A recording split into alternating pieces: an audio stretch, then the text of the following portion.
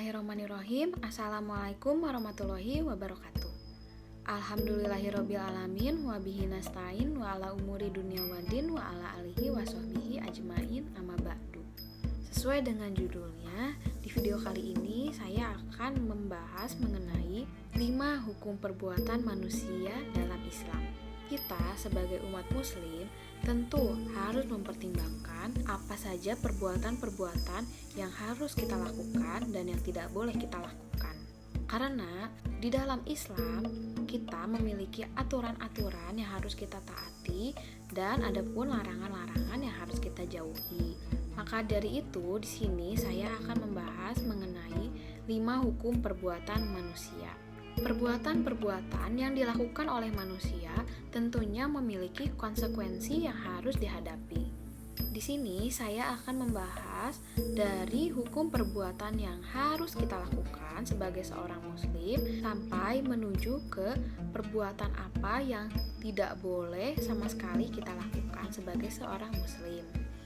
Yang pertama adalah hukum perbuatan wajib. Secara singkatnya, wajib itu adalah perbuatan yang harus kita lakukan. Karena keharusannya, sehingga apabila kita tinggalkan perbuatan itu akan mendapatkan dosa. Dan apabila kita lakukan, tentu kita akan mendapat imbalan berupa pahala. Lalu, contoh-contoh dari perbuatan wajib ini seperti sholat 5 waktu, puasa Ramadan, menutup aurat, patuh kepada orang tua, dan lain-lain.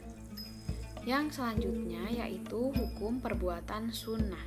Sunnah di sini artinya adalah bahwa perbuatan tersebut apabila kita lakukan, kita akan mendapatkan pahala. Namun apabila kita tinggalkan, kita tidak akan mendapatkan dosa. Namun dalam hukum perbuatan sunnah ini, alangkah lebih baiknya kita melakukan amalan-amalan sunnah tersebut, karena kita akan mendapatkan nilai plus atau pahala jika kita melakukan perbuatannya. Amal-amal perbuatan sunnah contohnya yaitu sholat sunnah, puasa sunnah. Sholat sunnah itu contohnya seperti sholat duha, sholat tahajud, sholat rawatib, atau sholat tarawih pada bulan Ramadan. Adapun puasa sunnah seperti puasa Senin Kamis, puasa Daud, dan lain-lain. Hukum perbuatan yang ketiga adalah mubah. Mubah di sini artinya adalah boleh. Perbuatan apa-apa saja yang boleh dilakukan sebagai seorang muslim. Namun, perbuatan yang hukumnya mubah tidak seharusnya dilakukan secara terus-menerus atau berlebihan. Karena dari hukum yang tadinya mubah bisa menjadi makruh apabila kita terus-menerus melakukan kegiatan tersebut sehingga mengabaikan perbuatan-perbuatan yang lain seperti sunnah atau wajib. Jadi kesimpulannya, mubah adalah sesuatu perbuatan yang bila dikerjakan tidak mendapatkan pahala, namun bila ditinggalkan juga tidak mendapatkan dosa. Jadi alangkah lebih baiknya kita mendahulukan terlebih dahulu perbuatan yang hukumnya itu wajib dan sunnah. Kalau mubah sifatnya opsional sehingga kita bisa memilih. Contoh-contoh perbuatan mubah itu seperti menonton TV, bermain game, dan lain-lain. Hukum perbuatan yang keempat adalah makruh. Pada makruh ini, apabila kita melakukan perbuatan tersebut, sebenarnya kita tidak akan mendapatkan dosa. Namun, apabila ditinggalkan, kita akan mendapatkan nilai plus atau pahala. Jadi, kesimpulannya, makruh adalah suatu perbuatan yang bila dikerjakan tidak mendapatkan dosa, namun bila ditinggalkan akan lebih disukai atau akan mendapatkan pahala. Hukum perbuatan yang kelima adalah haram.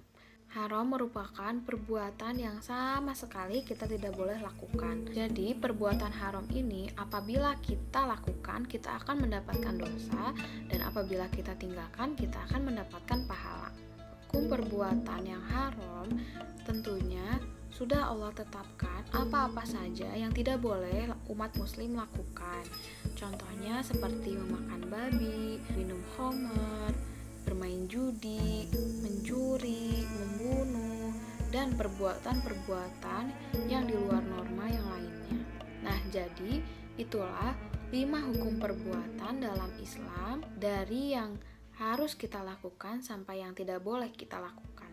Perbuatan-perbuatan yang harus kita lakukan atau perbuatan wajib, tentunya sebagai seorang muslim, kita harus selalu melakukannya, tidak boleh ketinggalan, karena kan apabila kita meninggalkan perbuatan-perbuatan yang hukumnya wajib, kita akan mendapatkan dosa. Tidak lupa juga, perbuatan-perbuatan wajib disertai dengan perbuatan-perbuatan yang hukumnya sunnah. Karena perbuatan sunnah akan memberi kita pahala atau nilai plus untuk bekal kita. Dan perbuatan-perbuatan yang haram, kita sama sekali tidak boleh melakukannya karena apabila kita melakukannya, kita akan merugi, kita akan mendapatkan dosa. Cukup sekian dari saya, mohon maaf apabila ada kesalahan. Wassalamualaikum warahmatullahi wabarakatuh.